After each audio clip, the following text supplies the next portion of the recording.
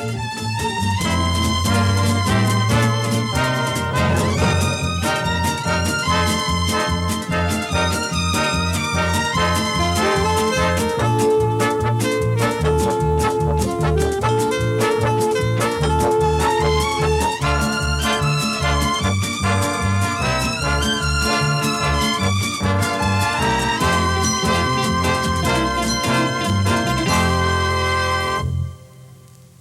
evening, my name is Arlene Herson. The name of the show is Getting to Know You, and that's exactly what we're going to do. Tonight we're going to get to know a man who possesses one of the most famous names in show business. A dedicated perfectionist, he gives 100% to his audiences whenever he performs. His style is suave, sophisticated, and refined.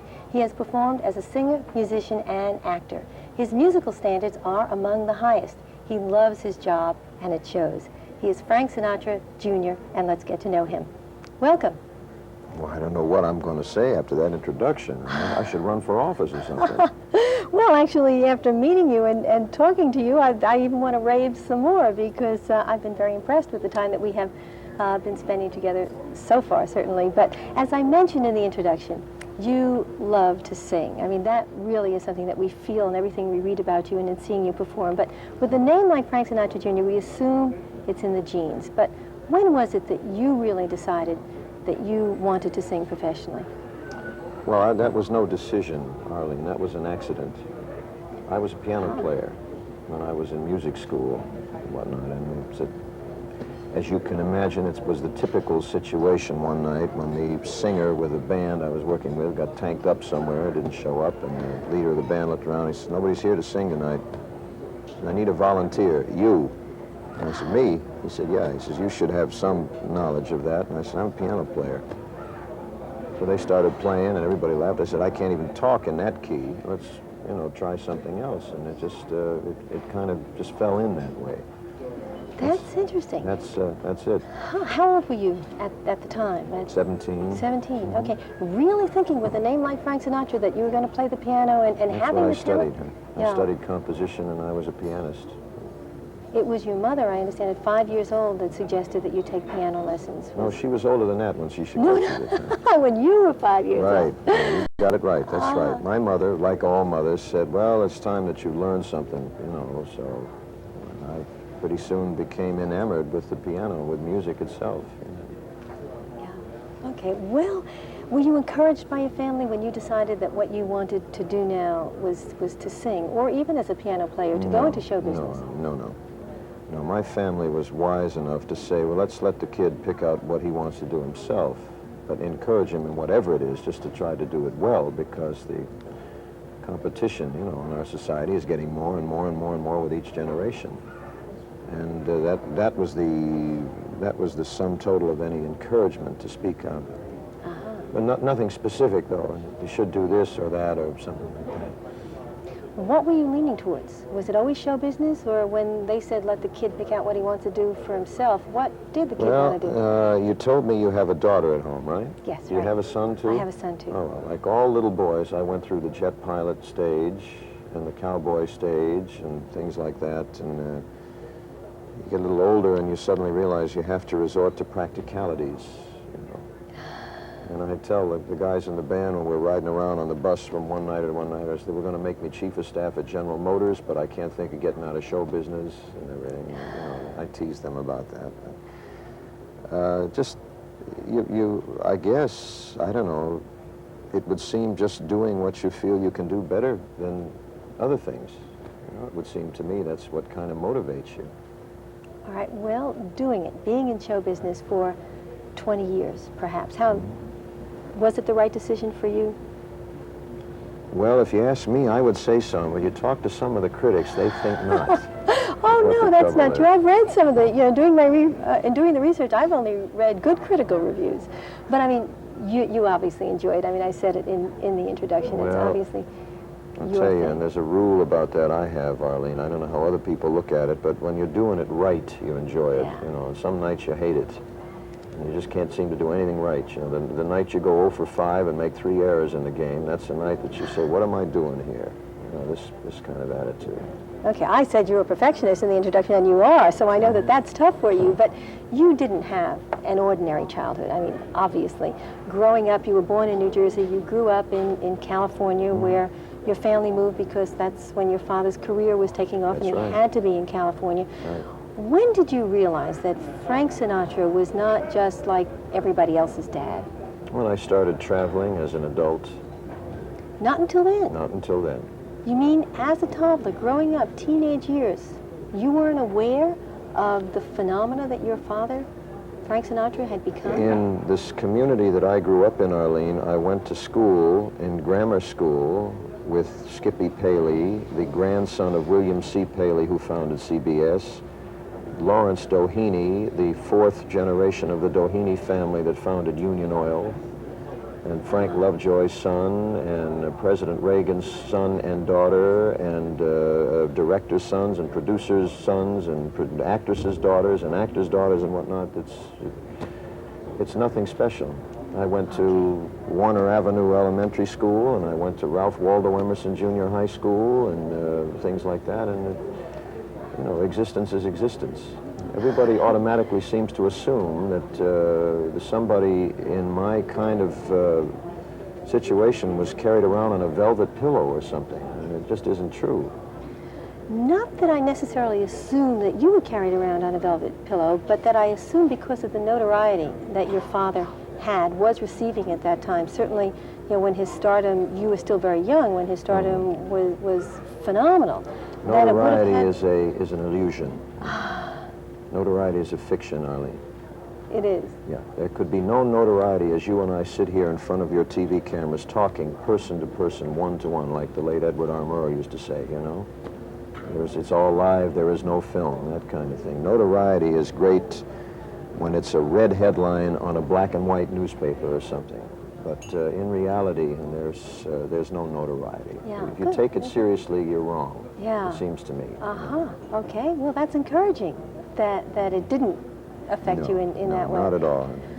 As they say, Pearl Bailey said years ago, anybody that does that, take seriously, baby, they is putting themselves on. And I never heard it put any better than that. I think that's quite accurate. Okay, there's something we have to take seriously now, and that's a commercial break, but then we're going to come back and talk some more. We're speaking with my very special guest, Frank Sinatra Jr. We're here at the Ramada Inn in East Brunswick, New Jersey, and we'll be right back after these messages, so please stay right there.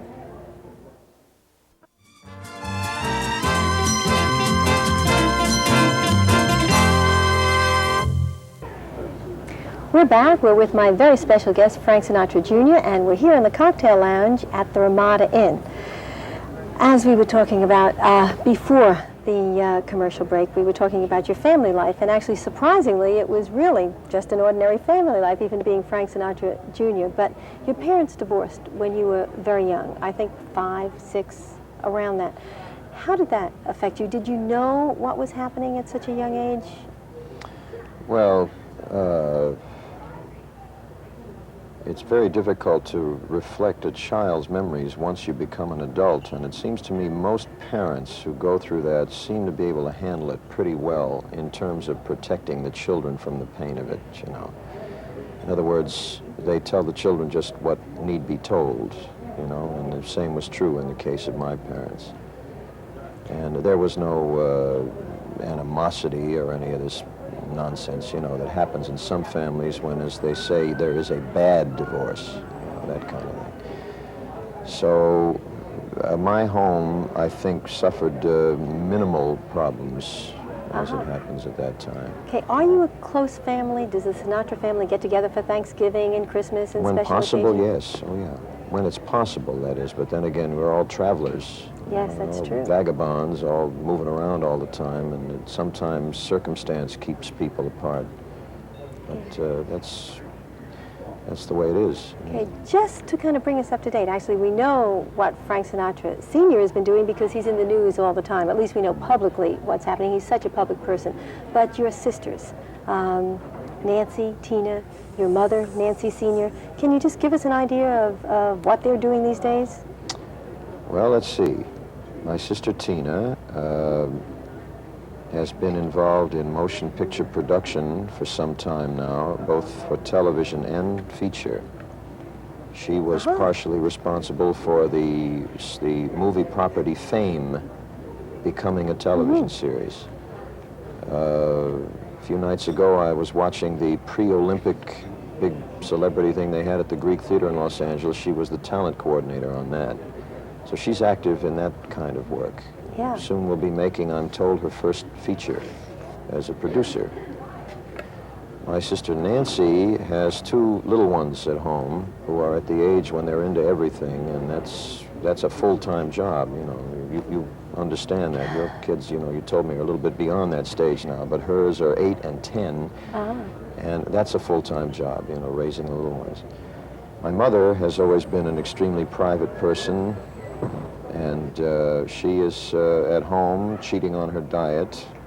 Aren't we all? Which, you know, which I get angry at her all about. I keep telling her if she keeps cheating, I'm going to call the police, you know, and things like that. So she is just living out her life as well, and that's really about it. Okay, as a youngster, just one more back for that. What was the best part about having a famous dad? Oh, I would say probably, I can recall going to visit the movie sets when he was making all those films through the years. I used to look forward to that, and going to see the record albums and being made, things like that. I always enjoyed that very much. Okay, what was the worst part about having a famous dad? Well, I don't know. It'd be kind of hard to say. It's not unique to me by any stretch of the imagination. Anybody in that kind of situation, there are always those people who somehow suddenly begin to feel, if you confront them just in passing, that they may have been dealt lower cards from the deck of life than you, and they you know, they're a little bit disturbed about it, something like that. And resentful, you mean? Oh, it happened. Human nature being what it is. I mean, that was never a very large thing. There are really no real traumatic memories like that. Okay. As an adult, are you affected? I mean, is there a negative and a positive as an adult now? Always. Life is the same for anybody. You know, we're living in our 20th century mechanized society. We've got everybody belongs, you know, the saying goes. Every life has problems and things like that. But I have no specific complaints about anything. You know, I would like to tell you things more dramatic, but I'm afraid there really aren't any. No, well, good. Well, you know, I'd like the more dramatic things too, but if they don't exist, I'm happy for you. But we have a lot of interesting things we can talk about, and they don't have to be necessarily catastrophes. And we're going to take a break, and we're going to talk about those things when we come back. We're here at the Ramada Inn with my very special guest, Frank Sinatra Jr., and we'll be right back after these messages, so please don't go away.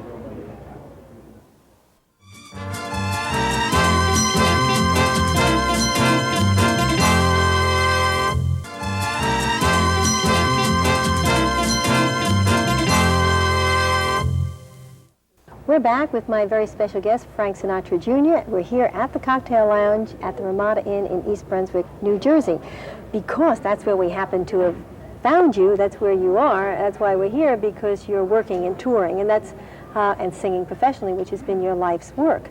But I hear that the first time you sang professionally was in Disneyland, and the second time that you sang there, a girl actually fainted, and that's when you were hooked to being a singer. I read that in Earl Wilson's book. Is that a fact? No, it is not. It is not? No. You mean it's not a fact that you sang there, or not a fact that a girl fainted? Not a fact that a girl fainted. If it happened, I was not aware of it, and I'm pretty positive my singing wasn't that bad that it was because of me at the time. Authors, shall we say, in the printed word, it has been said there's no such thing as a lie. There's only the expedient exaggeration of the truth. Okay, now... There was a place that still exists at Disneyland in California called the Plaza Garden, which was and still is, a beautiful red and white, like tile floor dance area with a red and white stripe awning over it and a bandstand, an old traditional style. People were there that night to dance, and when I sang with the Elliott Brothers Orchestra, they didn't take notice of the fact that anybody was singing, other than the fact that the music was made for them to dance to. And that was a very good way to sneak in, as it happened. That was the first time? That was the first time. Didn't bother you that people didn't take notice, that they were just dancing? dancing? I was delighted they didn't, as a matter of fact. As, I was not much of a singer when I started. But you are now, and actually speaking about being much of a singer, the way you interpreted what I said, you said you weren't that bad, that nobody fainted. Actually, what he meant, and the way I would interpret it, is that you were that good. I know what he meant, but it just isn't true. Okay. Yeah, no, that did not happen. But you are singing, and you are touring, and you are very, very busy. But the kind of music you sing, you have been quoted as saying that it's not the kind of music that appeals to this generation. What kind of music appeals to you? The music that appeals to my generation. It doesn't appeal to this generation. It seems like in this day and age, when somebody refers to that editorial, this, quote, generation, they refer to the youth. Everything around you and I is geared to people between 12 and 24. What you see on television, what you read about in books, what's in movies, everything that's around you is geared. The athletics, you know, you can't be old and be an athlete. Everything is geared to that specific age group. So I think editorially, when somebody writes or states this generation, they're referring to the youth of it. However, there are other generations that are still alive, they just don't get the focus of attention. And my music, the music that I make, regrettably does not appeal to that generation, you know, to the youthful generation. Okay, because it's balanced, because it's love songs, because it's slower, it's lyrical. It is not quite so sensationalistic. It doesn't exist on shock value, as it has been said by a great artist of the past by the name of Kitty Callan. The absolute total display of energy is no substitute for talent. Good point. And as it happens, I happen to subscribe to that, and I believe it, but the youth of today don't understand that. And this is why it is such a devastating thing that has shaken the entire recording industry when somebody who does communicate with this generation, Linda Ronstadt, comes out with a record album with Nelson Riddle and a 40-piece orchestra. A whole new generation has discovered now this new name, Nelson Riddle. And they're wondering, where did he come from? This kind of thing. And this is it. Absolutely, and that album, I understand, is going to do sensational. And it has. It's a platinum album. Yeah, a whole new generation has now discovered Nelson Riddle for that reason. Nelson Riddle did a lot of arranging, I understand, for your father. Absolutely. From Nat King Cole, for Ella Fitzgerald, for just a whole fistful of people. You sound and you look a lot like your father. Obviously, you can't help the way you look because you do look so much like your father, but you sound like him. Is that intentional? No, I didn't invent myself. My parents had complete control over that. Well, but I mean the musical style, the way you... Oh, you mean well, I was yes. reared in the style of the Count Basies and the Duke Ellingtons and the Harry James and the people like that, the singers from the past, in that sense of the kind of music that they did. Music that hopefully will communicate to people, not this ethereal thing that has to draw people who sit and sneak marijuana in a concert so they can get high and say that the music contributed to that later on when they're on their way to jail in the handcuffs, you know. Yeah. But I mean, if you can sit and listen to Cole Porter when he wrote, it was just one of those things. Yeah, one of my favorite songs. It's one of those bells and now and again it rings. That's the saddest message any song ever had. It was great fun, but it was just one of those things. And can we get people to think, gee, that happened to me once? That happened to me once. I had an experience like that, and it makes them wistful, makes them remember. Other than the other people who sit around and go, oh, crazy, man, listen to that drummer. Like they can hear something else other than the drummer. Okay, well, in a way, it's not fair to say that everybody that listens to that and enjoys that kind of music is necessarily smoking pot or necessarily involved in drugs.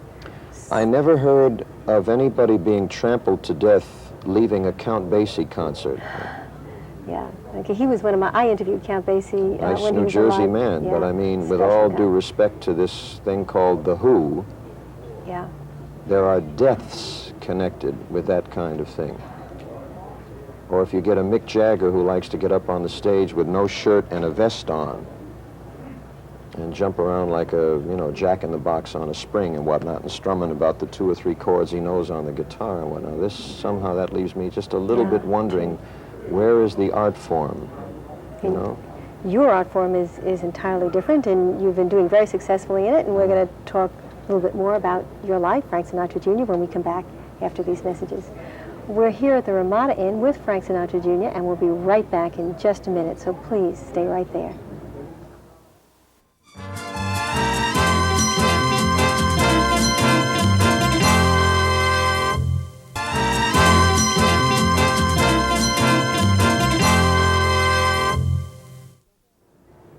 We're back with my very special guest, Frank Sinatra Jr. With the kind of experiences you've had in your life and being Frank Sinatra's son, being Frank Sinatra Jr., your own man, you've had lots of experiences, but you had one horrendous experience a while ago. You were kidnapped, held captive for 4 days. Is that an experience that you ever get over? I don't think so. No, I don't think so. It's with you all the time, or? Well, it's not something that's easy to forget, you know. When you were released, it has been reported that you said to your captors that, I know you won't believe this, but I think you guys, I hope you guys will get away with this. Is that a fact? Did you really say that? It doesn't sound like it was likely, but you see, when you are trying to convince people to act on your behalf, in the interest of your own survival, you'll say just about anything in order to get away, you know. It's amazing how your reason begins to tell you different things when somebody screws a 38 in your ear. Yeah. You know? Things change very drastically. Your reason begins to tell you that you better think of survival now. You know? Is what it boils down to. You must have been very upset when you were released, that when you were accused, and many people did say it, and it was proven, of course, that it wasn't, but when people said that they thought this was a publicity gimmick. That was a statement made by the attorneys at the time who defended those criminals, is what it was. Yeah, that was right. They didn't have a case, so that was the only thing left to them to come up with as a defense, you see. And everything went fine for them until they tried to convince 12 jurors in a court of law, and that the people in the jury just weren't ready to buy that. Yeah, true. So, no, you're going to have to do better than that. And you know, a difficult thing to go to, and having this in addition, but you've never married. Would you like to marry? Sure. You got a girl for me, Arlene? Well, I've got a couple in mind. You got a girl for me? We only have 30 seconds left, so can you tell us, what are your personal goals for Frank Sinatra Jr. and your professional goals? Just to work and just be happy, live a contented, happy life, you know, just to live. But what makes you contented and happy? To work happily in good circumstances with good people. Last night, for example, at New Haven, Connecticut, it was cold. We had an outdoor date, and people stayed for 2 shows, and that makes me happy. Yeah, okay, well, you know what makes me happy? Having you here as my guest, and knowing we're also, after the show, going to be able to spend some time together. And I thank you very much for being a guest on my show. Thank you for inviting me on your program, Arlene. Thank you. I hope that you have enjoyed getting to know Frank Sinatra Jr. I know that I certainly have, and that you join us again next week. Meantime, good night. It's been a pleasure getting to know you.